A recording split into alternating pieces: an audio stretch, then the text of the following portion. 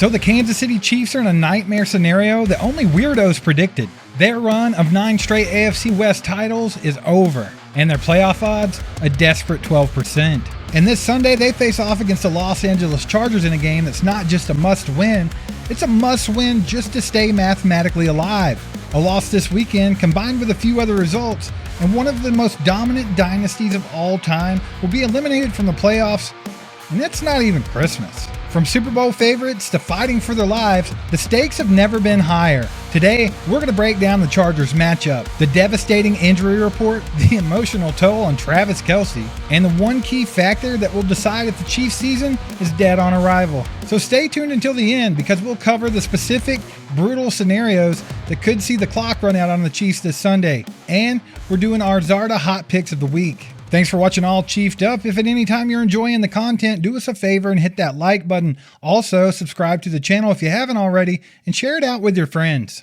So before we look forward, we have to look at the emotional fallout from the loss to the Texans. It was a game that pushed everybody to their emotional breaking point, including some of the most reliable players on the roster. On new heights, Travis Kelce was pretty blunt. After a game where he logged his first ever career outing, where he actually had more drops than receptions, the frustration was palpable. He called it a shitty feeling, taking full accountability of his late game drop that turned into an interception. But the real headline here was his admission to a season-long struggle. He said, and I quote, "I feel like I've always had the answers in years past, and this year, I just can't find them." That quote is the 2025 Chiefs in a nutshell. A team that has thrived on being predictable in their excellence is now being called predictable in their scheme. Former NFL quarterback Robert Griffin III even stated this week that the Chiefs' biggest problem is their offensive predictability. The rhythm, the explosiveness, the sheer confidence, it's all gone. Now, we hit Arrowhead this Sunday for a massive Week 15 showdown against the 9-4 Los Angeles Chargers, a team that has already beat the Chiefs back in Week 1. This isn't the familiar, comfortable Kansas City team we know. This team is walking into a Coliseum with a massive target on its back and a roster teetering on the edge of collapse. Defensive coordinator Steve Spagnuolo talked about the struggles of the defense on Thursday, stating that the third down defense and pass rush has been completely unacceptable. When pressed about the secondary and his poor personnel choices, he said that Jaden Hicks is a good football player, but has made some mistakes that he shouldn't be making in his second season, which has contributed to his inability to see the football field. It's almost as if Spags is completely oblivious to the fact that Jamar Connor's out there getting cooked like a freaking Christmas turkey every other play. To add to the list of reasons that this team has zero confidence right now, Dave Toub called his special teams unit shitty. He talked about them being sloppy, not being able to block, how they never flip field position, and how they failed to put points on the board when it was needed. The outright admission of failure across the board is quite startling, but welcome considering the coaching staff has been telling us all year that they're this close to where they want to be. At least now we're getting some honesty. However, it doesn't exactly give us fans the warm and fuzzies now, does it?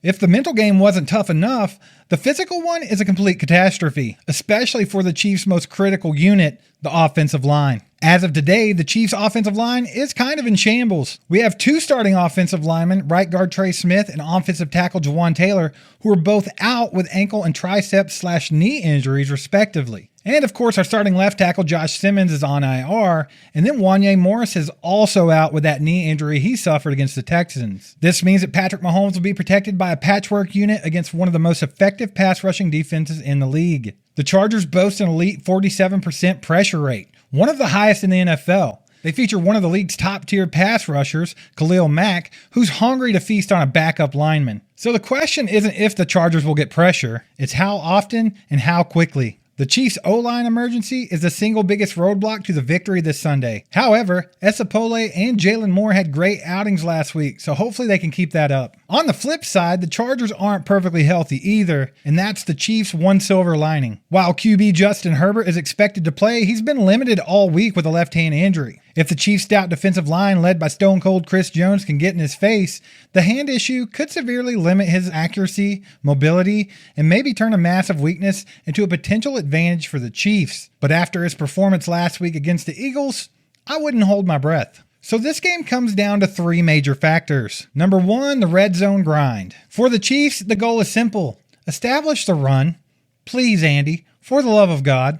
The Chargers have one of the worst run defenses in the league, giving up huge yards per carry. The The Chiefs can't afford a repeat of last week where they abandoned Kareem Hunt. A successful run game protects the injured O-line, controls the clock, and keeps that ferocious Chargers pass rush on the sidelines. Number 2, Travis Kelce's redemption versus Derwin James. Travis Kelce's most difficult games come when opponents use an elite safety to bracket him. The Chargers have Derwin James, one of the best. If Kelce is truly committed to finding the answers this week, he has to win that battle. Spagnuolo's defense also needs a massive game from corner Trent McDuffie, who is currently listed as questionable with a knee injury. But if he's a go, his coverage on Keenan Allen or a slot receiver is non-negotiable. And number 3, the predictability test. The ultimate factor, can Andy Reid and Patrick Mahomes inject the unpredictable, high-tempo magic back into this freaking offense? Robert Griffin III suggested they need to return to the up-tempo, no-huddle offense to relieve the O-line and catch the defense off guard. If we see slow, methodical, vanilla play calling, this Chargers defensive front is going to eat the Chiefs alive. They have to embrace the chaos they used to create. So what's the final scenario? A loss ends the dynasty? Well, at least in the eyes of the non-football knowers who think people with the prestige of Andy Reid and Patrick Mahomes are just going to disappear into oblivion after one bad season. So what happens if the Chiefs lose? This is the part that us Chiefs fans have to face. If the Chiefs fall to the Chargers and drop to 6-8, they'll be mathematically eliminated from the AFC playoffs if these 3 other teams win.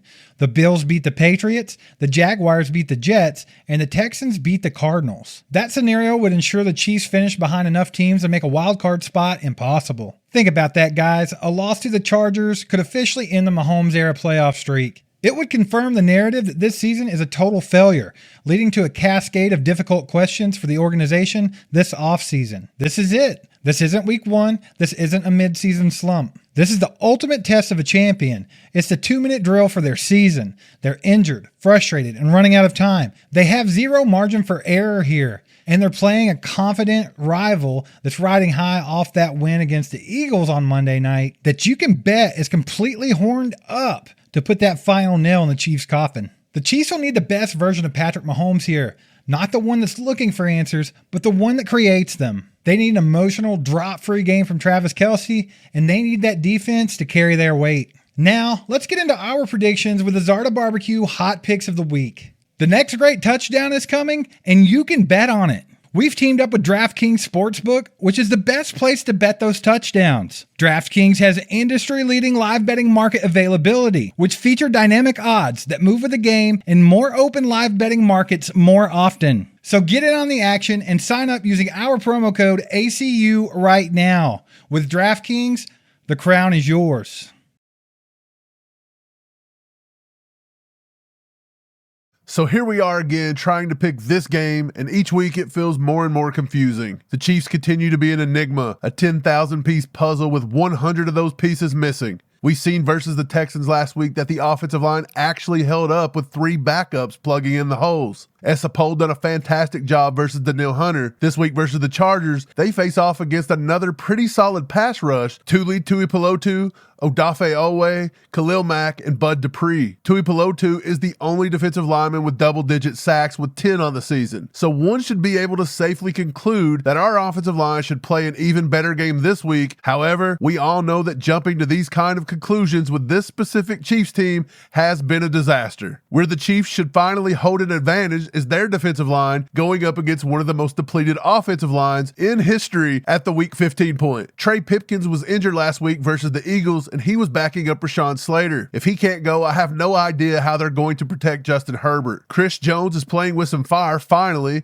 and he's coming off his best game of the season. George Karlaftis also shown some extra juice in the second half last week. And since it's the Chargers, odds are Mike Dana will show up for at least a play or two to pressure his best friend Herbie. The thing that would really put the bow on this must-win game is if the Chiefs can get back to a nice offensive balance with the run and the pass. Although we won't see it, it would be nice to see less RPO and more under center play calls. The wide receivers need to finally start beating man coverage and learn where the proper spots are to sit down in the zone. Kelce needs some of that gorilla snot crap, and while you're at it, get Rashee Rice some of that too. A couple gallons should do the trick. Mahomes just needs to play within himself and the offense and not try to activate hero mode too early. If the game calls for it late, then absolutely, this is a do or die matchup. But don't rush it and get yourself behind the 8 ball early. I'm going to try something today that I tried last time it was starting to feel pretty dire. I'm going to pick against the Chiefs. Maybe my bad luck will still outweigh their woes and I can get them over the hump and in the right direction. I'll say Chargers win 23-17. If my reverse curse calculations are correct, I want to say that we allow Mahomes to be sacked at least 5 times. Their secondary, which may include a healthy dose of Tony Jefferson, if Elijah Moden can't go, will blanket every 4'2" 40 wide receiver we have, no matter how old, slow, and decrepit they are. And let's not even get started on how bad Derwin James probably locks down Travis Kelce. He may not even get to 30 yards on the day. That is if James can play. He did suffer a slight head injury versus the Eagles. I say all of this in the hopes that the Chiefs can get back and win this one. The team needs it. Mahomes needs it. Kelce needs it. You need it. I need it. I'm about to lose my mind.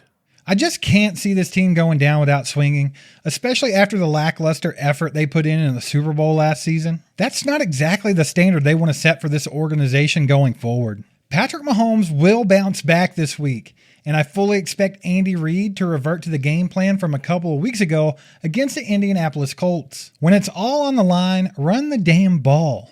Kareem Hunt's probably going to see a similar workload to that game and help open up the passing attack. I mentioned Mahomes bouncing back, but I also think that Travis Kelce and Rashee Rice are going to do the same. If that patchwork offensive line can hold up, I think we are going to see a Chiefs victory tomorrow in Arrowhead, 28-17. Look for Mahomes to have 250 plus yards passing and 3 touchdowns. And on the other side of the ball, look for Chris Jones to keep up that dominance he had going last week and get 2 sacks. So what do y'all think, Chiefs Kingdom? Get down in the comments and let us know how you feel about everything. Also put your score predictions. We always like seeing what you have to say. And that's going to wrap it up for today. Like, subscribe, and share this out with a friend. We'll see you next time.